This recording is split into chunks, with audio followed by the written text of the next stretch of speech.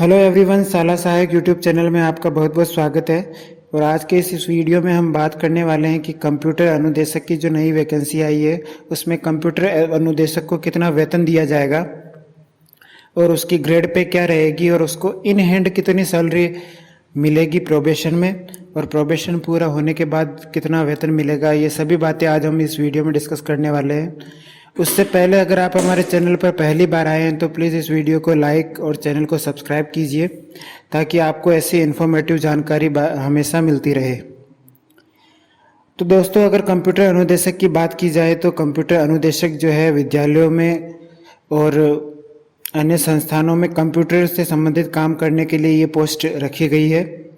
तो इसका जो है 7th पे चार्ट के हिसाब से पे लेवल L8 होता है। L8 का पे लेवल इसको दिया जाता है और ये जो ग्रेड पे होता है इसका वो है 2800। अगर प्रोबेशन में इनके वेतन की बात की जाए तो प्रोबेशन के दौरान जो L8 ग्रेड पे में 18,500 रुपये बेसिक यानी मूल वेतन आपको 18,500 रुपये मिलेगा। उसके बाद आपके वेतन में आपको किसी भी तरह की अलाउंस नहीं मिलेगी 2 साल के प्रोबेशन के लिए। तो डीए और आचार्य ये आपको प्रोबेशन में देनी होगा। आपके जो वेतन से कटौतियाँ होगी प्रोबेशन के दौरान वो होगी, जीपीएफ की कटौती होगी 800 रुपये की, और जो आरजीएचएस है उसकी कटौती होगी 440 रुपये की। आरजीएचएस राजस्थान गवर्नमेंट की हेल्थ स्कीम है। इसके अंतर्गत आपको एक आरजीएचएस कार्ड मिलता है जिसकी मदद से आप किसी भी आरजीएचएस रजिस्टर जो भी हॉस्पिटल्स होते हैं वहाँ पे अपना मुफ्त ट्रीटमेंट करवा सकते हैं।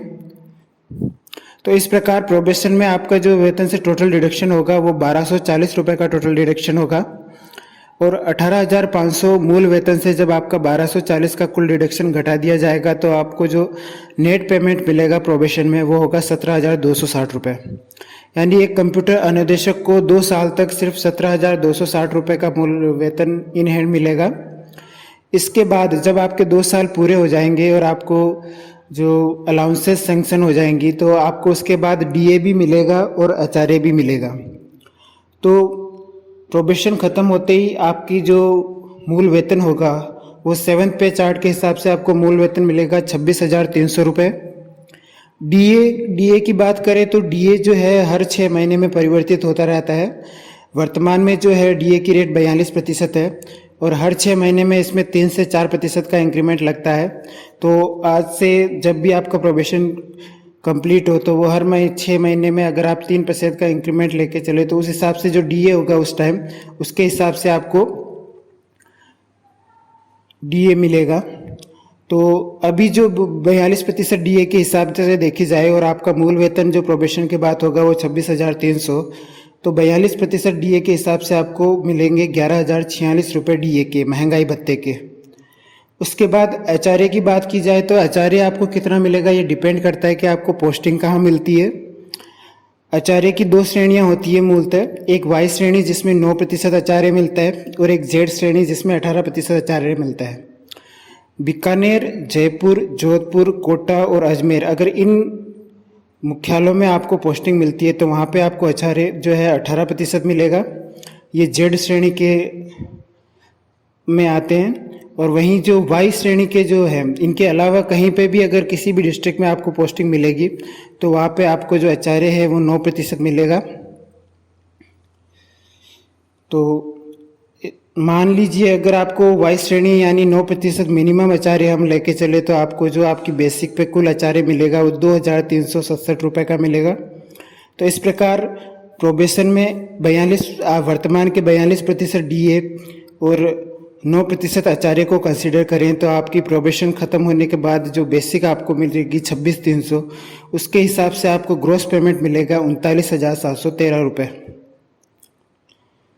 यानी कि जैसे ही आपका प्रोबेशन ख़त्म होने के बाद स्थायीकरण होगा तो आपको कम से कम 39,713 रुपये ग्रॉस पेमेंट मिलेगा। इसके बाद आपके डिडक्शन क्या क्या होंगे, तो जीपीएफ जो है आपके गवर्नमेंट प्रोविडेंट फंड, जीपीएफ में आपके डिडक्शन प्रोबेशन के बाद चेंज हो जाएगा और मिनिमम 1,625 रुपये का डिडक्शन होगा आपके अकाउंट से। इसको आप अपने हिसाब से बढ़ा भी सकते हैं। उसके बाद आरजीएचएस का डिडक्शन आपके 440 रुपये का ही होगा। उसके बाद एक होता है स्टेट इंश्योरेंस। तो राज्य बीमा जो है इसकी कटौती के लिए आपके पास 3 ऑप्शन अवेलेबल होते हैं। तो आपकी बेसिक के हिसाब से आपके पास 3 स्लैब अवेलेबल होंगे, या तो आप 1200 रुपये या 2200 रुपये या 3000 रुपये की कटौती अपने वेतन से करवा सकते हैं। तो ये जो अलग अलग अमाउंट है एसआई के यानी स्टेट इंश्योरेंस के, उसके अलग अलग अमाउंट के हिसाब से आपके वेतन आपको एक सम एश्योर्ड मिलता है, जो किसी भी प्रकार की दुर्घटना में आपके परिवारजनों को मिलता है। और अगर दुर्घटना नहीं होती है तो आपके सेवानिवृत्ति पर ये पूरा पैसा आपको वापस मिल जाता है। तो इस प्रकार से इन 3 स्लैब में से अगर हम मिनिमम स्लैब लेके चले तो भी आपके एसआई की मिनिमम कटौती 1200 रुपये होगी आपके वेतन से। तो प्रोबेशन खत्म होने के बाद, स्थायीकरण के बाद जो आपके वेतन से मिनिमम कटौतियाँ होगी वो 3265 रुपये की मिनिमम कटौती होगी। तो इस प्रकार आपके ग्रॉस पेमेंट 39,713 से अगर 3,265 रुपये का जो डिडक्शन कम कर दिया जाए तो आपको जो नेट अमाउंट मिलेगा वो होगा 36,448 रुपये। तो प्रोबेशन के बाद यानी स्थायीकरण के बाद आपको ही नेट सैलरी मिलेगी 36,448 रुपये। तो ये थी एक कंप्यूटर अनुदेशक को प्रोबेशन में और प्रोबेशन के बाद मिलने वाला वेतन। वीडियो पसंद आया तो वीडियो को लाइक और चैनल को सब्सक्राइब कीजिए। Thank you.